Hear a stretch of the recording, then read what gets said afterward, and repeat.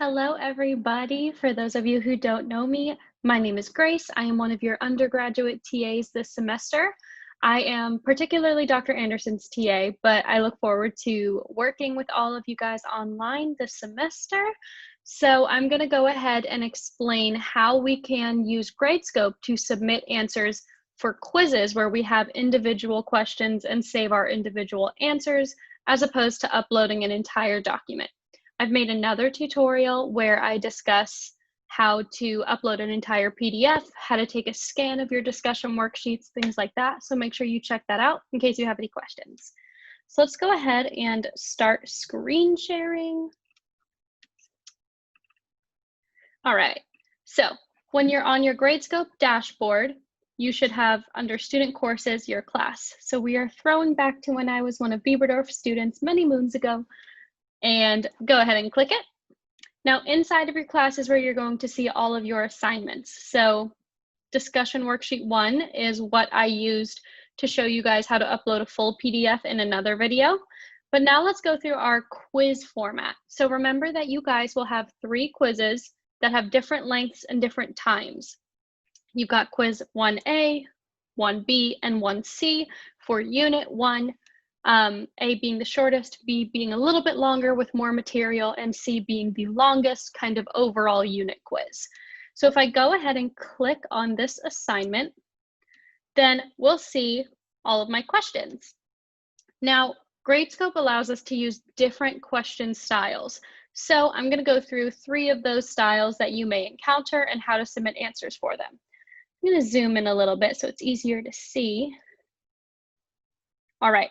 So the first thing that we may encounter, fill in the blank. Hopefully this is something you guys are somewhat familiar with or won't be too difficult. Now I'm not going to give any answers. This isn't your quiz. This is from the discussion worksheet.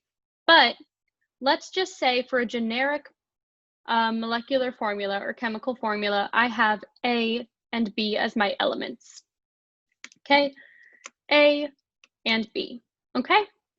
The only bad thing about Gradescope is that we can't write our subscripts. So if in my compound I need 2 atoms of A per 1 atom of B, it's just going to look like this. Or if I have a polyatomic ion, such as, let's say, BC3, and I need to put a subscript with it, make sure that your polyatomic ion itself is in parentheses, and then you add your subscript for how many of those polyatomic ions you may need. As you do practice, hopefully this will make a bit more sense. So if I have, let's think of, okay, here's an example that's not in this particular exercise. Let's think about the molecule ammonium phosphate, okay? Ammonium is NH4+, okay? And phosphate is PO4 3-. So in order to balance my charges, I would need 3 times the amount of ammonium ions as I would phosphate ions. Because I can't use subscripts, this may be a little bit confusing, but I can just write PO4 because there's only one of them. I don't really need to put it in parentheses. But because I need to distinguish that NH4 is an entire polyatomic ion that I need 3 of, we'll go ahead and put it in parentheses and then our subscript outside of it.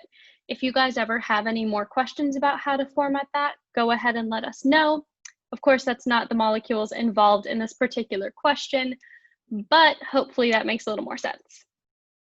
Okay, so once again, I could do A2B, AB2, or 3, or 4, whatever it may be. Or, like I said, if we've got a polyatomic ion, maybe BC3, 2, that would be how we format it since we don't have subscripts, okay? Now, once I'm done with this, I'm gonna save my answer, and it will tell me at what time I saved that answer. The next type of question problem that we'll see is a lot more simple to go about because it's just multiple choice. You don't really have to worry about formatting for clarity or anything. So I'm just going to pick a random one. Let's go with the 3rd one. Okay. And once again, save my individual answer. The last type of question problem or style that we may see is where we can encounter uploading a file. So this would be a picture of just this one question, not the whole document. And so this may be if you have to write a balanced equation, since Gradescope doesn't let us use superscripts, subscripts, certain special types of arrows that we'll encounter later on, we would rather just have a photo of it. Or if you're asked to draw something, things like that. So in this case, we just go ahead and click Select Files. Okay, right now I'm looking at photos from when I went to Ireland. So let's just click on a photo, okay? Once I've uploaded my correct photo, once again, I'm gonna hit Save Answer. I personally recommend that you save each individual answer as you go through a quiz instead of waiting until the very end to hit Save All Answers. In the case that there is some sort of emergency with your internet and you may not have time when you get back onto Gradescope to fill out all those answers again. I think it will just help save you a little bit of stress and be a bit of a reassurance to know that your other answers are saved in case something goes wrong. Now, once I'm done with this, I can go ahead and say Submit and View Submission. Once I do that, I'll be able to view what my answers were. And then there's a photo of me in Scotland. This will be a photo of your math or of your answer, but for me, it's just that. And you'll be able to see the breakdown of each question and how many points they were worth, where you may have lost some points if you didn't get full credit, so on and so forth. And that's kind of it. And once it's graded, you'll be able to come back and view the submission and your grade for it. I hope that was helpful. If you guys have any more questions, remember to please use Piazza and reach out. We're here to help and make this as easy as possible for you, especially before your first quiz, because I know it's scary getting everything online. So go ahead and reach out if you need anything. As always, be healthy, stay safe, and have a lovely first week of classes.